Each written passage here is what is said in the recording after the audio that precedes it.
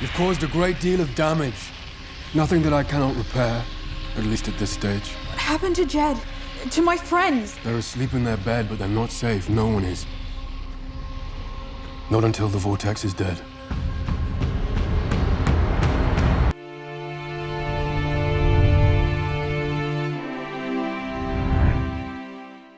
After Funland has been defeated, Rose sends Jed out of listening distance as the Corinthian introduces himself and shares some pressing news about Morpheus. The nightmare informs Rose that her mere existence is constantly weakening the dreaming. As a result, the Dream Lord would sooner or later be forced to kill her. To keep Rose from Morpheus, the Corinthian suggests she and Jed remain in the hotel, so the Dream Lord can't find them. Recalling her last encounter with Morpheus, the Vortex believes it best to stay away from him, and does as the Corinthian says. A while later, the duo's conversation is cut short when the Nightmare gets called to deliver a speech for the convention. The Corinthian leaves Rose and Jed in a hotel room and heads to the event hall to address an army of serial killers. While delivering his speech, the Nightmare gets the guests to close their eyes and manipulates them into falling asleep as he prepares to infiltrate their dreams. However, before the Corinthian can achieve this, Morpheus finds and confronts him.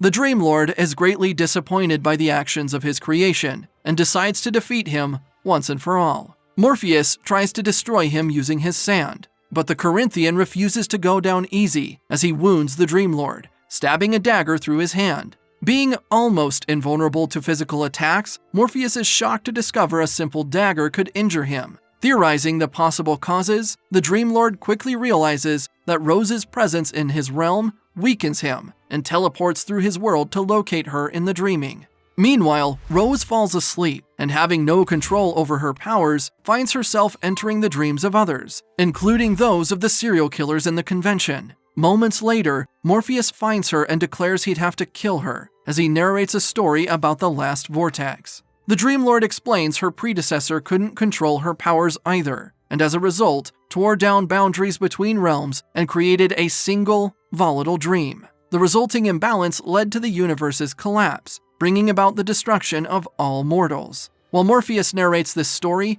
the Corinthian appears and asks Rose to disregard his warnings. As Morpheus and the Corinthian go back and forth, Rose chooses to ignore them both as she snaps out of the dream world and wakes up. With the vortex out of the dreaming, Morpheus regains his invincibility and returns to confront the Corinthian in the waking world. Realizing his master has recovered his strength, the Nightmare no longer resists as Morpheus easily burns him to ashes. After defeating him, the Dream Lord addresses the serial killers and uses his powers to revive their dead conscience. This causes the criminals to be filled with soul-crushing guilt as they all exit the hotel. Plagued by the emotions of their dead victims, some of the serial killers report themselves to the authorities, while others take their own lives. Meanwhile, Rose decides to no longer stay in the hotel, as she and Jed leave the building. While driving back to her apartment, the Vortex gets a call from Lyda, informing her that she's in labor. Learning this, Rose takes a detour to the hospital.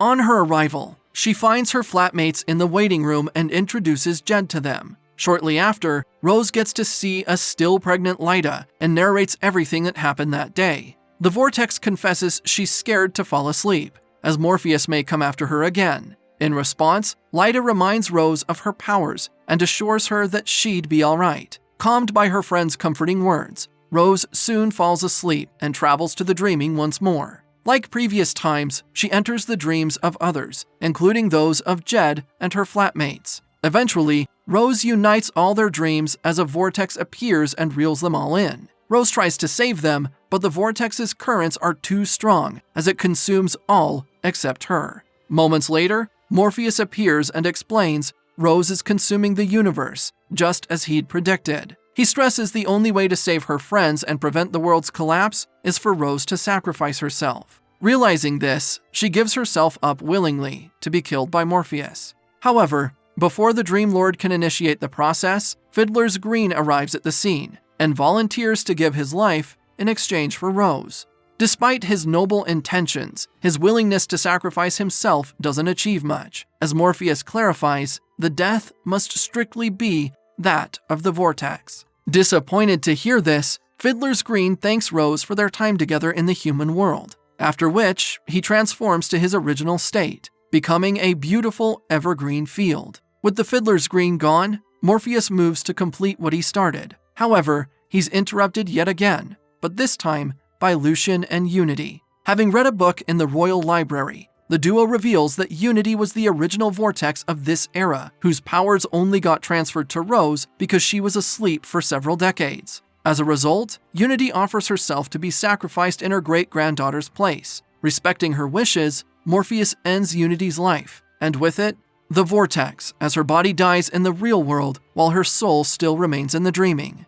Thanks to her sacrifice, balance is restored as the Dream Lord also recovers Rose's friends. Having passed on, Unity recounts her experience in the decade-long coma and talks about a golden-eyed man with whom she shared a life and bore a child. Thanks to her description, Morpheus realizes his golden-eyed sibling, Desire, is the man in Unity's story and the mastermind behind the vortex. After her narration, Unity and Rose say their goodbyes as the former vortex returns to the human realm. When Rose wakes up, she and Jed discover Lyta has given birth and go to meet the baby. Meanwhile, Morpheus pays a visit to Desire and confronts his sibling over their failed attempt at taking him down. An angry Morpheus delivers a heavy warning to the conniving Desire, threatening to punish them if they ever come for him again. After passing his stern message, Morpheus returns to the dreaming to put things in order. Thanks to his recent experiences, the Dream Lord realizes he judged 𝐒𝐿 unfairly and frees her from the darkness. To make things right, Morpheus grants her wish and turns the nightmare into a dream as he gifts her a pair of wings and a total appearance change. Overjoyed, 𝐒𝐿 thanks Morpheus for his kindness and takes to the sky as she flies away with her new wings. Meanwhile, over in Hell, Lucifer meets with the demon 𝐒𝐻𝐽, a representative of Hell's generals. Informing Lucifer about the general's recent conclusion, 𝐒𝐻𝐽 explains they'd like to wage war on Morpheus and his realm, as the first step in their quest to dominate all worlds. After listening to 𝐒𝐻𝐽's plots, Lucifer declares she has a diabolic plan that would make God livid, and also bring Morpheus to his knees.